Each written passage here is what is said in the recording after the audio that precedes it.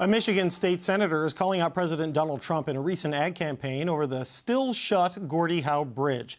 The bridge connects Canada and the U.S. over the Detroit River, and it was set to open almost 2 weeks ago, but was abruptly postponed.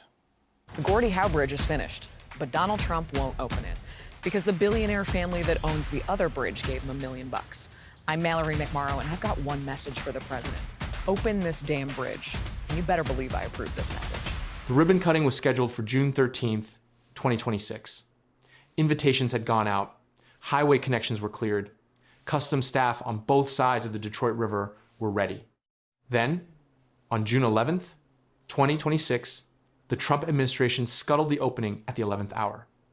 Within days, a Michigan Senate candidate released a campaign advertisement directly attacking the decision, turning a binational infrastructure dispute into a live issue in one of the most closely watched Senate races in the country. The Gordie Howe International Bridge cost $4.7 billion to build. Canada paid all of it. 0 U.S. taxpayer dollars went into construction. Under the 2012 agreement between the Canadian federal government and then Michigan Governor Rick Snyder, the bridge is co-owned by the Government of Canada and the state of Michigan, with Michigan receiving joint ownership without contributing any upfront capital. Michigan House Speaker Matt Hall has acknowledged that Michigan holds only nominal ownership rights, no property rights, and no current revenue rights until Canada recovers its full construction investment through tolls. Commerce Secretary Howard Lutnick and U.S. Ambassador to Canada Pete Hoekstra learned about the planned June 13th ribbon cutting from media reports rather than through official channels. They pushed back immediately and demanded Canada delay the opening. The Detroit News reported Hoekstra telling reporters, "Lots of people objected because they were caught off guard. Their stated objective, according to the Globe and Mail's reporting, is to negotiate a deal protecting the Moron family, the billionaire owners of the privately held century-old Ambassador Bridge, who collect an estimated $60 to $70 million annually in toll revenue from a crossing that will face direct competition once the Gordie Howe opens." The New York Times reported the documented sequence connecting that objective to the administration's reversal on a project Trump had previously supported. The Maroon family donated $1 million to a Trump-aligned political action committee. A family member subsequently secured an in-person meeting with Lutnick.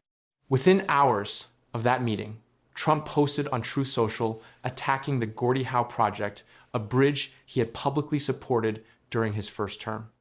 The planned ribbon cutting had emerged from a phone call between Michigan Governor Gretchen Whitmer and Trump's Chief of Staff, Susie Wiles, after which Whitmer believed she had White House clearance to proceed.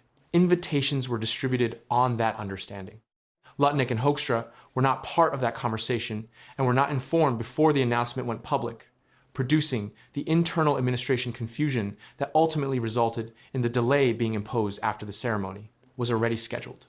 Michigan Senate candidate Mallory McMorrow released a campaign advertisement directly criticizing the administration's handling of the delay, framing it as a decision that hurts Michigan workers, businesses, and the state's broader economy by slowing one of the most important trade routes connecting Michigan to Canada.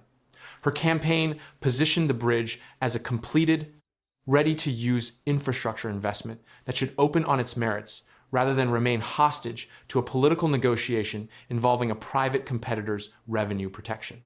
The advertisement converted what had been a binational diplomatic and commercial dispute into an active issue inside a competitive American Senate campaign, meaning the bridge's fate is now connected not only to U.S.-Canada trade negotiations, but to domestic Michigan electoral politics as well. Prime Minister Mark Carney addressed the delay at a Toronto press conference, expressing disappointment over the postponement while maintaining that Canada remains committed to working with the United States to resolve the outstanding issues and open the crossing safely. At the request of the United States, we agreed to delay the opening and take the necessary time to resolve outstanding issues, a few issues that have been raised, Carney said. He described the situation in measured terms, stating there was not great drama here, while confirming explicitly that Canada had not initiated the delay it had agreed to it at American request. The commercial stakes underlying the political dispute are specific and quantifiable.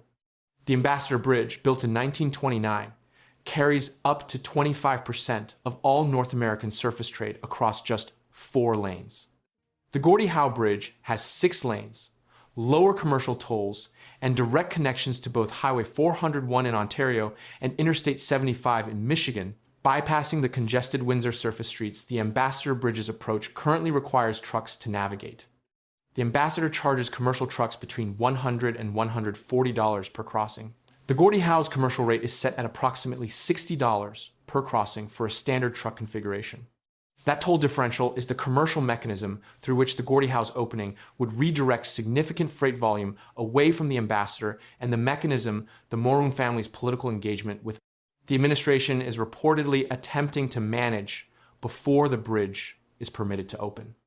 Bridge Michigan's reporting on the delay confirmed that the Windsor-Detroit Bridge Authority's public notice cited outstanding issues without specifying their nature language, consistent with Carney's own characterization of unspecified technical aspects requiring resolution.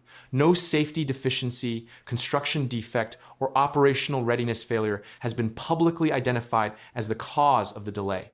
DHS Secretary Markwayne Mullin had told the Senate Appropriations Committee weeks before the scheduled opening that his department was fully staffed and prepared, waiting only for sign-off from negotiations outside DHS's authority. Global News' coverage of Carney's response captured the diplomatic balance he has maintained throughout the episode, expressing disappointment without escalating into public confrontation, while reaffirming Canada's commitment to the bridge's eventual opening under the terms of the existing 2012 agreement. That agreement remains unmodified. No renegotiation of its terms has been publicly announced by either government. Supporters of the delay have argued that operational readiness and national security review processes should take precedence over political timelines tied to a ribbon-cutting date.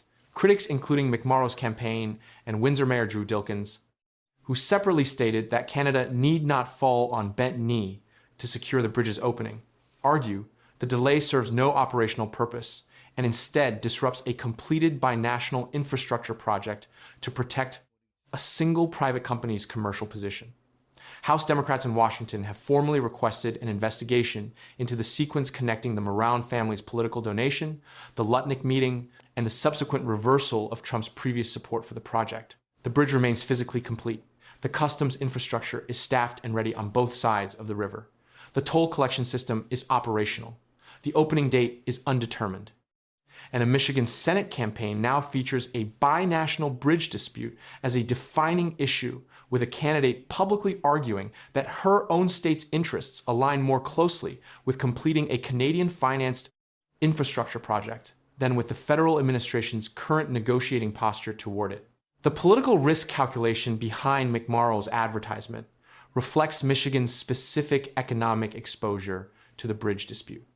The Windsor-Detroit corridor handles approximately $126 billion in annual trade value, the single largest bilateral trade crossing in North America.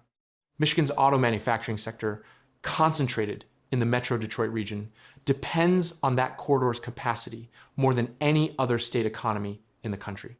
A Senate candidate campaigning on the argument that a sitting administration of her own party's opposition delayed a completed Canadian-financed bridge